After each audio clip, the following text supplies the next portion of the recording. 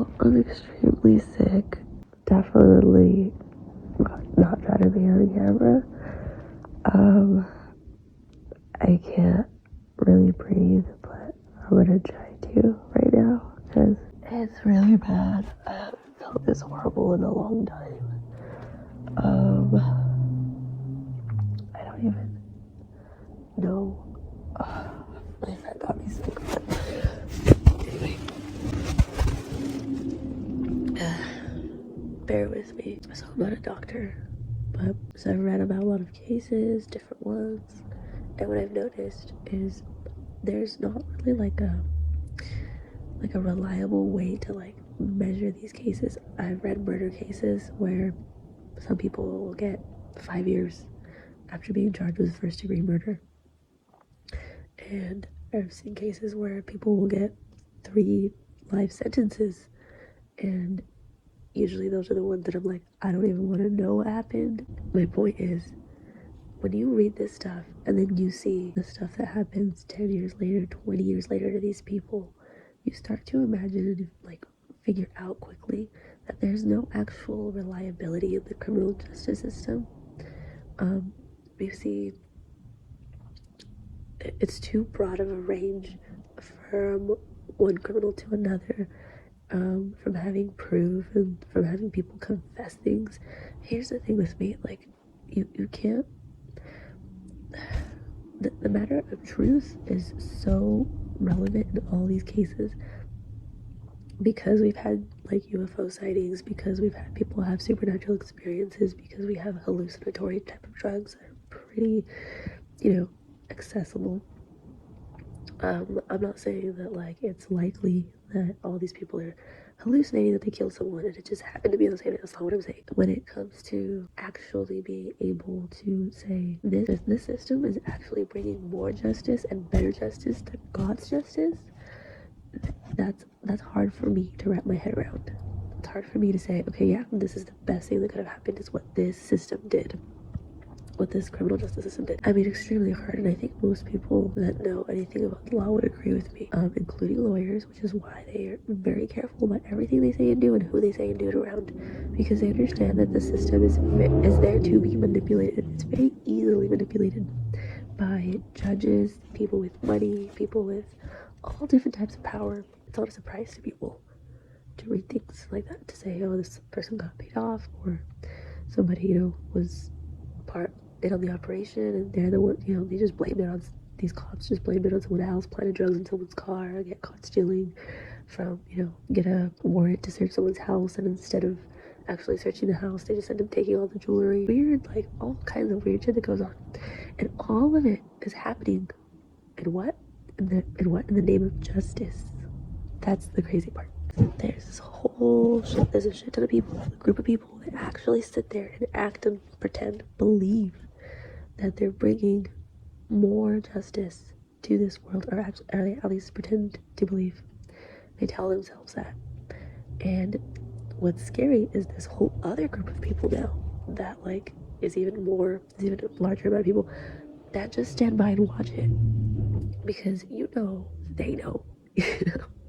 Everybody knows, but we're just so uninvolved in it until it happens to us that we're like, it might as well be like irrelevant, right? It's really scary to see the consequences of this stuff, and I'm not saying there's not good people out there. I believe there's more good people than there are bad people in this world. I just think that the good, it's not enough. You can't have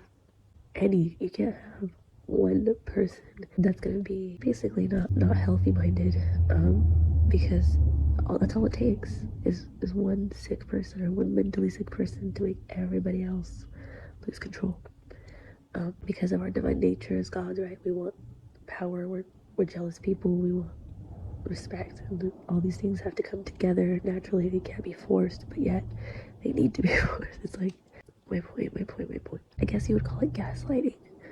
All this, like, if there's anything that needs to be called out, first and foremost, above all things, it's the crooked judges. Because it's scary to me that we've gone to the point where these judges they're horrible actors. Like, we can't even say like, oh, we were fooled. This person's like, so did an amazing job at covering the tracks. No, they will lie to your face. They will react right in front of you. You will know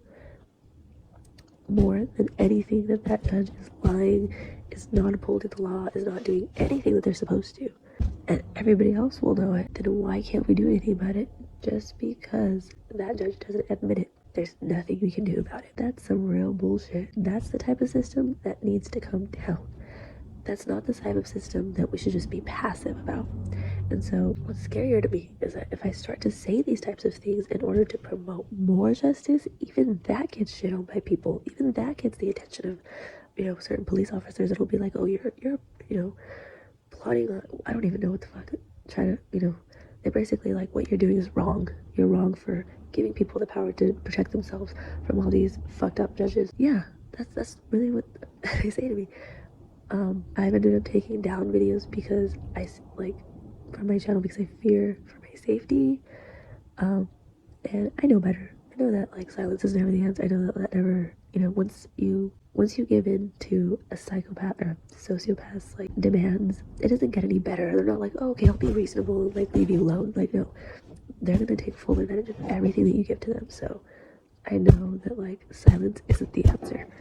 But that's what I want to talk about too, is when we're in this state of fear, we make a lot of emotional decisions, and those emotional decisions are weak as fuck. That's basically our only weakness, is our fear of ourselves. Because if you think about it, everybody dies. One day, so many people have died in history, right? It's safe to say that. Okay, everybody dies.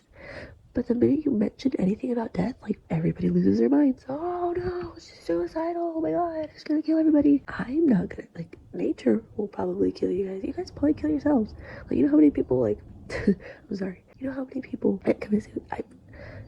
It's still surprising as fuck to me. Even after all I've read, it's still surprising to me when I see or read something and it says, oh, the man killed her and her husband, and then he turned the gun on himself. And what's sad to me is that I have to question, the feeling, whether that's true or not, the fact that I have to feel the emotion and question and think, did he really kill himself? Or did the cops just decide to shoot the first person they saw when they walked in because they feared for their lives? Because they know what I know, which is that the system will turn on them if they don't do everything that someone else wants them to do. And we can't even question the motives. We can't even have, people get punished for seeking out the truth. People get punished. People get killed. All these things, a lot of fucked up shit happens to people that are minding their business, to people that are trying to promote actual justice. No good deed goes unpunished, okay? That's the scary part, because when it comes to history, a lot of us can say, oh, it's, let's put these things in the past and let's leave them there. I can agree with people, of course, yeah, everybody, that's the mature thing to do, to be able to say things like that, right? And it's very emotionally responsible. But once you recognize that the problem, it goes far beyond that, and it's not only affecting the future, but it's affecting right now, because the problem has gotten so serious that even when everything is perfect and everything seems like it should be good, you still have to question in the back of your mind because of the level of trauma and deceit that has gone on. These are obviously, generations of people. It's not one group of people. We can't just be like, oh, it's all Democrats. We can't actually write a list down of names like that. It's about managing the way that we work with people and how we allow those people to affect us. And what I mean by that is we have different personality types, right? And when you're able to look at the world through the eyes of personality types versus this is me and this is you, but saying this is us, this is how we're affecting each other. And so instead of saying you're a Democrat and I'm a Republican, I'm gonna say we're two people that have not fallen into harmony with each other. So that means instead of making people the enemy, basically you're understanding that there are demons inside of us and that sometimes those demons can be one. So you'll see a million different people, but they're evoking the same feeling in you. They're all making you doubt your own eyes, what you're hearing. You question their motives constantly. And it, like I said, doesn't even have to be anything that they did. It could just be, history repeats itself and we know that. And that it's an emotional, it evokes an emotional response. It's not something that we have to check a box on anything and be like, yeah, that's how I want to feel like that.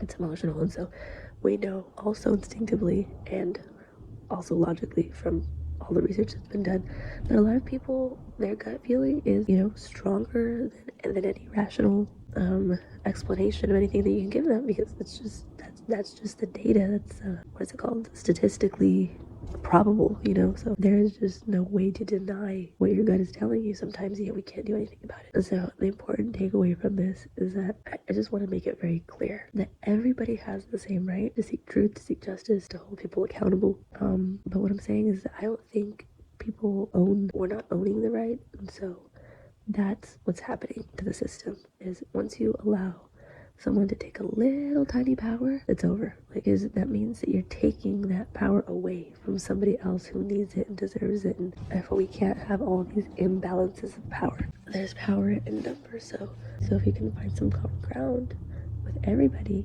then it would be this: everybody has a right to have an opinion, to feel a certain way about it, to express that. If you look over the constitutional rights, like our founding fathers, they thought about all this shit. It's crazy how it almost feels like we're going backwards, because things just cannot be so bad. Our founding fathers were really reasonable for having lived so long ago. Half my body's numb and I can't breathe. Oh my god. Anyway, we end up putting a lot of honest, cooperative people in jail because that's how the system is designed. It's not designed to, you don't get points for being honest. In a world where we want to progress and reward the right people for doing the right thing, it's kind of crazy to me that we reward stupidity and we punish honesty in the justice system. I mean, how do you even know? The way to deal with that is just be aware and make sure that everybody is on the same level playing field. So that means if everybody uses this knowledge to their advantage, then we can actually hold more people accountable, because innocent people can defend themselves. And that means there's more room in jails for actual criminals, actual violent people, actual people that are unwilling to make a positive change. There's all this overcrowding, yet you look around and you're like, this world's getting even crazier. Where are all the good people at? Oh, they must be the ones we keep incarcerating. And then, the jail, instead of becoming a holding cell for people that can't control, it becomes an industry. What do you call it? A franchise. It's weird. It becomes like people want to own the jail now. That's how important it is. Oh, it's so important. You own the whole jail. You're calling the shots, bro. Like, what? That's weird, man. It basically like the king of a much lower level of society that you basically never even had to be a part of. Because I seriously doubt people. I seriously doubt if you talk to any prisoner that they're gonna sit there and tell you, oh yeah, jail was great. I'm so glad I did that. It was worth it. The victims deserved it. No, they're not gonna want to talk about it. That's what's gonna happen. Why? Because every single one of them knows that they fucked up, that they should have controlled their emotions. But they're not gonna tell you that. So 3 things are probably the most important to take from all this, which is you have the right to speak. And that same right that you have to speak is the right to remain silent, which is our First Amendment right. We have the freedom of speech. In America, supposedly, there will be people that will try to tell you otherwise. Don't believe these people. Don't argue with a cop if he tries to get information out of you. First of all, in order to use this information in court, they have to read you your Miranda rights. And again, I'm not saying that there aren't judges that are going to try to go around this and act like, oh, no, they read you your rights. At the end of the day, a lot of judges just do whatever the fuck they want, and that's the scary part. That's why I'm saying this, because the few good judges that are left are hopefully going to hold the bad judges accountable, right? And so on, and then it trickles down to the system, and you talk to people, and at the end of the day, the masses are the ones that have all the power, but then we're also the most separated. So that's the issue, but it's not really an issue at all if you think about it, because all we gotta do is have one common denominator, which is we're being treated unjustly. Ooh, it's been like that way for years. People just don't, pay attention to it sometimes because they're too busy. I'm gonna try to keep it PG. So, the Constitution is the supreme law of the land. We have all these amendments. The 19th Amendment gave the women rights to own property, and this is a pretty recent one, so just soak that one in for a second. Okay, there's a lot of women who have purposely been kept in the dark so that they don't prosper by the men that didn't agree with the 19th Amendment. However, the 19th Amendment wouldn't have made it into law if it wasn't a popular vote back then, right? So this is why I keep saying there's a lot of good, but there's more good people than there are bad people. Otherwise, it wouldn't just feel like we're going backwards.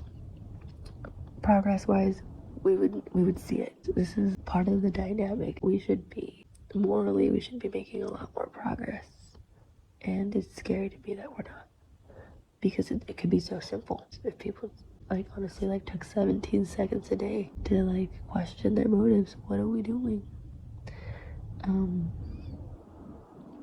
I mean, I should say if everyone did it, because we can't just have half the people doing it. The supreme law of the land, I said that, the cops should read your Miranda rights before you speak to them. You don't have to speak to them. You can ask to speak to a lawyer. You should have lawyers that can provide you with a free consultation. You should have their numbers memorized in case you do ever need to call them. Sometimes in jail, when you go to get booked in a jail cell, they want to give you, supposedly should give you 3 phone calls, but sometimes you only get 1. I don't know why. They, like, everybody does whatever the fuck they want and thinks that there won't be consequences, but there always are consequences, so just know that. The reason I don't talk to cops is not because I feel like that it's because I know the level of sellout that we're at in this country, that everybody is ready to sell out, especially in California. Like, everybody's like so happy, for no reason. And it's not like there's never a reward. Like, no cop was ever like, oh, this person was so honest with me, or they were so helpful, so cooperative. But I do understand that there are good cops, like most of them are good cops. So I'm not like, I'm just on the fence, honestly, on whether like anybody even needs to know anything, because when do you ever see information not be used against people, and they'll use it in like an underhanded way where it's like really always like to add insult to injury or something. It's never like a reward for being a good person, like I said. So there's that. And then these judges like that we have today, these judges get paid $200,000 a year, upwards of $200,000 a year sometimes. And I imagine that's just like the base pay. Like, I imagine there's like a shit ton of incentives and bonuses, just like with anything else. There's like a minimum bar to set, and then that's what gets reported on whatever taxes. So anyway, that's kind of a lot of money. I mean, to me, like when I was getting out of high school, they made us do a budget to see like, this is what your expenses will look like when you're older, this is how much you need to make. And I remember that being I was like, okay, bare minimum, I need to be able to make $200,000 a year. And I had like, yeah. But then, like, you know me, I got all emo about things, and I was like, I'm not sure I want to go after money, because money doesn't buy friends and whatever. I didn't like the fact that people treated me differently when I had more money, and it made me resentful, and it made me want to have no money so that I could only like attract good people, which is crazy now that I think about it. But anyways, my point is, to a lot of people, to most people I know, $200,000 is a shit ton of money to them. So that tells me already that like something's really fucked up. If someone is in a position of power, they literally have everything available for them to have the bare minimum, everything. They can drive any comfortable car they want, they can live any house they want, they can have any partner. They like, all these things should fall into place naturally, right? It should be easy for anyone that gets paid that amount to have the time and compassion and decency to think about other people, right? That's not what's happening. I guarantee you that is not what's happening. So what happens instead of when people fail to be grateful for the blessings in their lives is greed takes over them.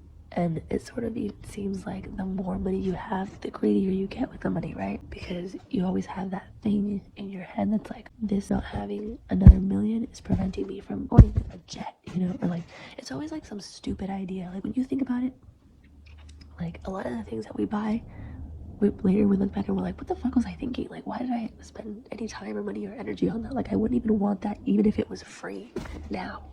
But back then, like, I would have given my life for this. I just wanted that plane so bad. I had to fucking have it. I literally allowed my family to starve. I literally allowed all these other fucked up all this shit that I could have affected. I just chose not to deal with it because I wanted something.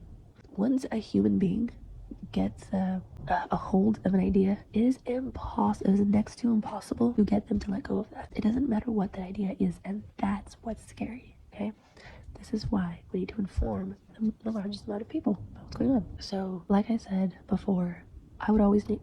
If it were me, I would always plead not guilty in an arraignment, and here's why.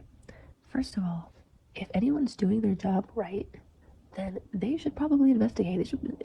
I've heard of plenty of investigations and people brag, oh wait, there's been an ongoing investigation for 4 months, for how many years, whatever. If you guys can do this over like a stupid drug bust and be like, oh, you had 10 ounces of cocaine, like nobody gives a fuck. Nobody got hurt in that story. All I know is like some drug that some doctor sells, basically, that doctors can prescribe to people legally.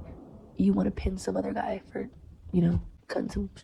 cutting some corners. Like, I don't give a fuck. But yet, violent criminals get out of jail free after 5 years, first degree murder. That's insane to me. That's why I would always plead not guilty, because if you can prove something, then that tells me you care enough about what's going on, and you deserve to put somebody away for that. You deserve that peace of mind. Okay, but if you're just a person that's gonna expect everybody else to do the work for you while you collect a $200,000 paycheck a year, no, I'm not just gonna hand you my liberty, and you don't deserve what I have to say to anybody. Like, maybe my close family and friends deserve it, but you don't deserve it. So work for it. Right? That should just be with anybody. That should just be like common sense type of thing. But common sense ain't so common these days. It's all right. Also, like I said, what am I getting out of it? Am I gonna, if this was a perfect world, if we had a just system, then yeah, it would make sense, to be honest. It would make sense to do all the right things. But in a world where honesty is used against you, and all these loopholes, all these people still keep running amok, how does that even begin to make sense, that you want me to snitch on myself and anyone I know for just to be treated disrespectfully, to be gaslit, to have everything, my prosecutors just be set free? That makes absolutely no sense to me. The same thing with, so make people prove it. I would talk to cops, I would plead not guilty, and then honestly, like, I don't even know how to say this. This is too much to say, but report things right away when they happen. Get your incident report, memorize your case, like all that stuff. Like, make it a top priority. There's the way, and wherever you live, there's always like a set way to do things, and that way to make reports, it usually doesn't change. Like, it's pretty consistent. Like, there's a website, for example, Fresno has FresnoSheriff.org. You can go online, you can report a crime, you can look up inmates. They have jail ID numbers. Those numbers never change. It's always the same for the same inmate, right? So, I think they changed like the phone number that you call during COVID to get inmate information, something like that, something to like contact the inmates. But other than that, like, most things about the criminal justice system have been set in place in a way that they're not supposed to be changed constantly. And so here, what I noticed, this is a perfect example. When I went to jail, and I didn't go to jail. When I went to court in 2015 or 17, I don't know, this was a long time ago, and I tried to repress it because of ugly memory, but I remember it seemed very weird to me that I had for years used the same website to access online information about California codes, right? Probate code, family code, vehicle code, safety code, health, all these codes. California has all these codes. And they have the California Constitution on that site, right? And the day that I spoke to a CPS worker, my case was supposed to be resolved after that. I was supposed to get full custody of my son because dad didn't show up to mediation. It showed that he had no intention on, working out a plan for our son. It showed that he had no interest in whatever. I guess he started doing a drug program. I don't know. I didn't want to, I really, like, I was like, I hope he's dead. Like, I really don't care what's going on with him. But what had happened was I spoke to a CPS worker. She had called, and I was already insulted because I'm like, these people, like, just come in my life, like make assumptions about me, like insinuate things, like constantly. Like I can't, like the level of disrespect was just like through the roof. I didn't want to talk to these people. They fucking bothered me, period. And you know, because when you know that, when you understand that, like how the system works, how shitty it is at protecting people, and then these people come in your life and try to, you know, act like you're the bad guy, when like, and knowing, like, imagine a criminal, yes, they probably laugh about this stuff, but knowing that you didn't fuck up, that you did absolutely nothing fucking wrong, and having these fucking idiots in your face like that, like, you just, it's not tolerable, really, by anybody. So anyways, I can't, I don't have it in front of me, but I think the name of the code that I had mentioned to her was California Penal Code 3041.5. Don't quote me, like I said, but basically it's the law that states that you can't give a parent an adverse custody decision based solely on a dirty drug test. Okay. To add insult to injury, it was a voluntary test that I took. To add insult to injury again, my test was actually clean. And yeah, the justice system like really screwed me over. It's a matter of unequal treatment under the law. Like that's undeniable. 100% unequal treatment. That's just like, I know that. Like I know anything. Like the sky is fucking blue, and that's unequal treatment. And they know it. That's why they're scared. That's why they're hiding. That's why they're moving things. And so when I spoke to the CPS worker, she was shocked, and I'm expecting like an apology. I'm thinking like, okay, if she's gonna get it, then she's gonna tell a judge or whatever. Things are gonna just naturally fall into place, like they should, right? In a perfect world, of course they should. But that's not what happened. And so she got quiet. I got off the phone with her. They were supposed to call. There's supposed to be a lot of follow-ups to this stuff.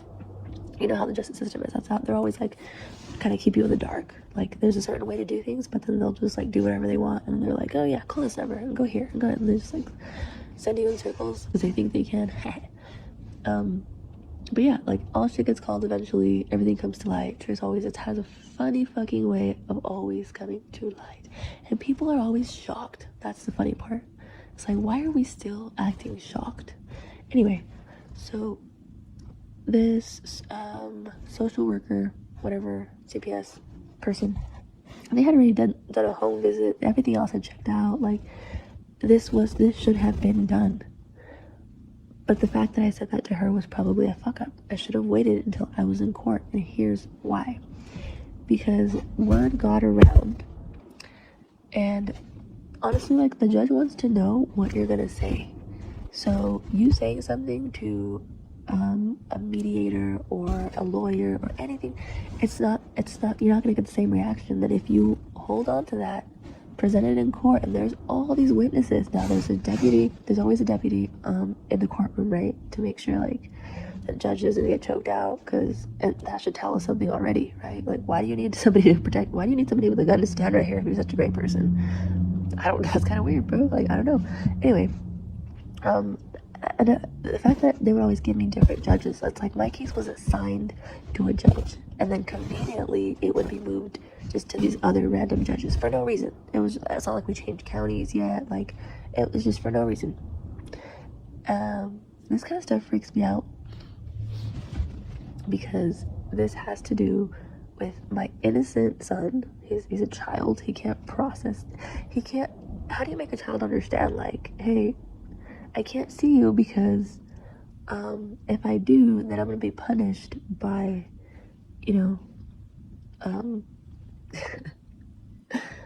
officers and like all these people who we've never even met. It's really sad to try to instill those type of things into a child's mind. Like, I would rather just not have him think about that. I'd rather him be having fun, like playing with his friends, like normal kids should think about, right? Anyway, so that's why that's scary. And when, honestly, like that's probably like the main issue there, is that people are just unaware that these judges are doing whatever they want. They don't give a shit about us.